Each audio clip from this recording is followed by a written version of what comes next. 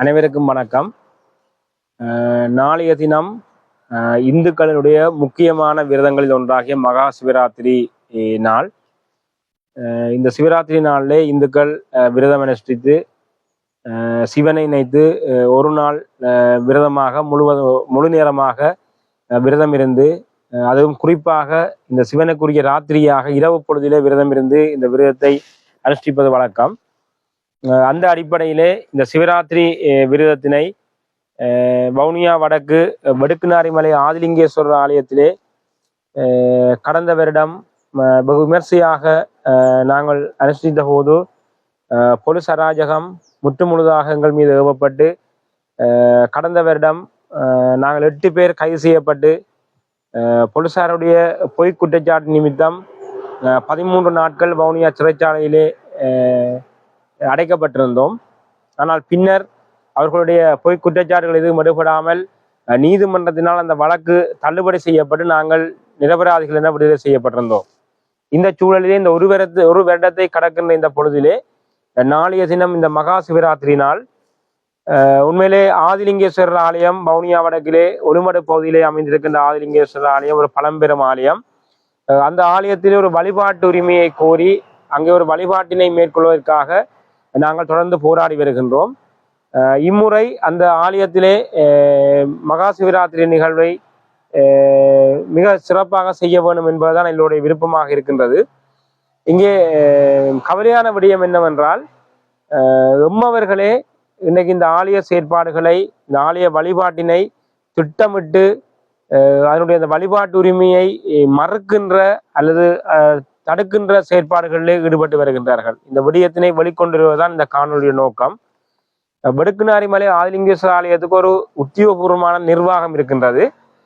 கடந்த காலங்களிலே பல்வேறுபட்ட வழக்குகள் நெடுங்கணி போலீசாரால் தொடுக்கப்பட்டு அந்த வழக்குகளின் மூலம் பல தடவைகள் சிறையில் அடைக்கப்பட்ட ஆலய நிர்வாகத்தினர் உண்மையிலே தொடர்ச்சியாக இந்த அச்சுறுத்தலுக்கு உள்ளாகி வந்த நிலையிலே புதிய நிர்வாகம் ஒன்று அழைக்கப்பட்டு மீளவும் வடுக்குநாரிமலை ஆதிலிங்கேஸ்வரர் ஆலயத்துக்காக ஒரு நிர்வாகம் தெரிவு செய்யப்பட்டிருந்தது. அந்த சூழலிலே அந்த ஆலய நிர்வாகத்திலே இருந்த ஒரு சிலர் திட்டமிட்டு இந்த வழிபாட்டு உரிமையை தாரை வாக்குகின்ற செயற்பாட்டிலே அன்று தொடக்கம் ஈடுபட்டு வந்திருக்கின்றார்கள்.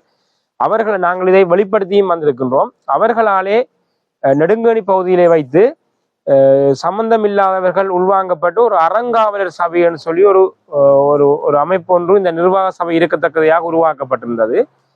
அதில் இருப்பவர்கள் நேரடியாக பௌத்த பிக்குகளோடும் அந்த இந்து பௌத்த சங்கம் என்கிற அமைப்புகளோடும் போலீசாரோடும் உறவுகளை பேணி இந்த நிர்வாக சபையில் இருக்கிற உறுப்பினர்களை பயங்கொள்ள செய்து அவர்களை அச்சுறுத்துகின்ற வகையிலே தொடர்ந்து செயற்படுத்தி வந்த நிமித்தம் நிர்வாக சபையினர் கடந்த ஒரு வருடமாக அந்த நிர்வாகத்தினை முன்கொண்டு செல்வதற்கு மிகப்பெரிய இடர்பாடு ஏற்பட்டிருந்தது.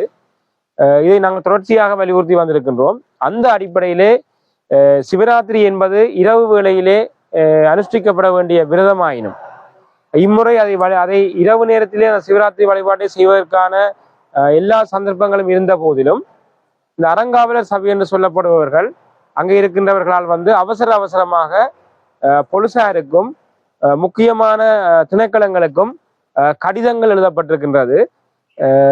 நாங்கள் இன்று நாளைய தினம் சிவராத்திரி நாள் காலமை தொடங்கி மாலையுடன் இந்த பூசைகளை நிறைவு செய்து நாங்கள் அந்த இடத்துல இருந்து அகழ்கிறோம் என்று சொல்லி இவர்களாலே வலிந்து கடிதங்கள் எழுதி வழங்கப்பட்டிருக்கின்றது. எந்த இடத்திலையும் ஏனென்றால் கடந்த வருடம் இவர்களுடைய திட்டமிட்ட பொய் குற்றச்சாட்டுகள் எதுவும் நிரூபணமாகாமல் தான் அந்த வழக்கு தள்ளுபடி செய்யப்பட்டிருந்தது. ஆகவே இம்முறை அந்த விரதத்தை சரியான முறையில் அனுஷ்டிப்பதற்குரிய வாய்ப்புகள் இருந்தும் இவர்கள் திட்டமிட்டு நாங்கள் கடந்த காலங்களில் இந்த ஒரு வருடம் கடக்கின்ற பொழுதுகளில் அவர்கள் என்னென்ன விடயங்களை நகர்த்துகின்றார்கள், வவுனியாவில் போய் இவர்கள் பௌத்த பிக்குகளோட சந்திக்கிற விடயங்கள், ரகசியமாக இவர்கள் பலரை சந்திக்கின்ற விடயங்களை கூட நாங்கள் முகப்புத்தகம் வாயிலாக எழுதி வருகிறோம்.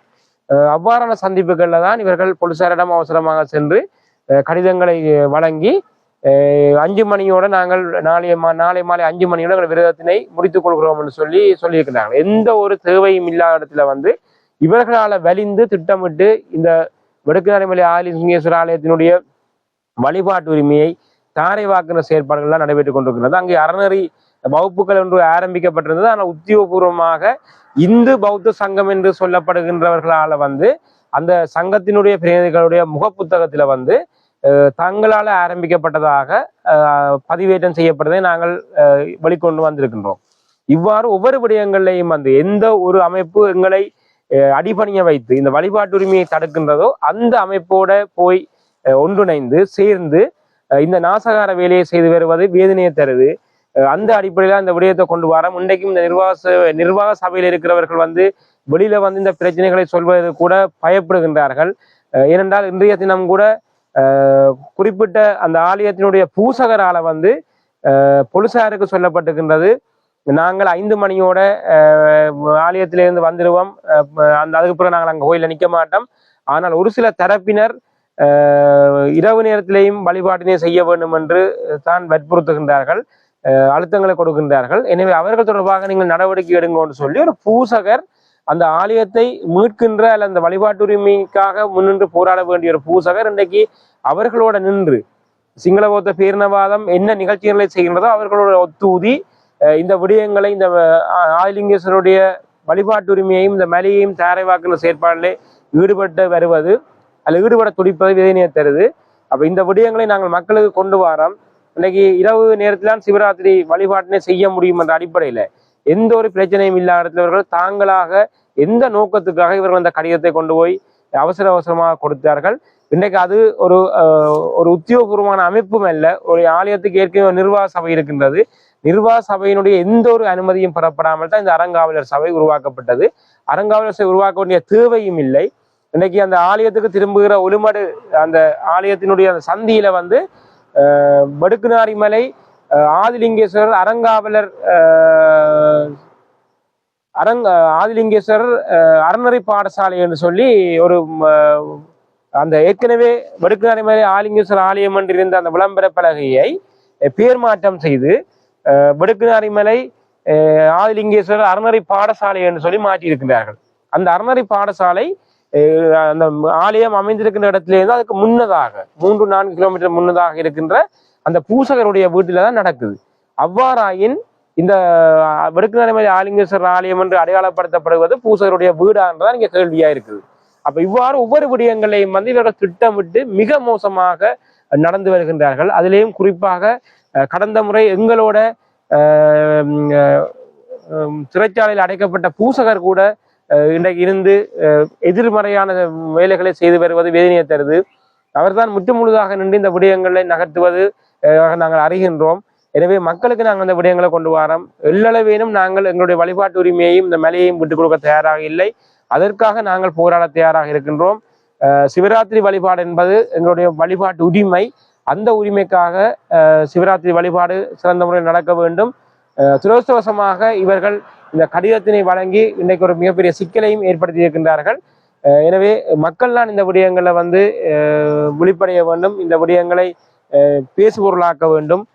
எங்களுடைய வழிபாட்டு உரிமையை நாங்கள் பாதுகாக்க வேண்டுமாக இருந்தால் நாங்கள் அனைவரும் விழிப்படைய வேண்டும். விழிப்படைய மூலம்தான் நாங்கள் எங்களுடைய வழிபாட்டு உரிமையையும் எங்களுடைய இந்த விடுதலை சார்ந்த விடயங்களையும் முன்கொண்டு செல்ல முடியும் என்ற விடயத்தை நான் பதிவு செய்து கொள்கிறேன். நன்றி.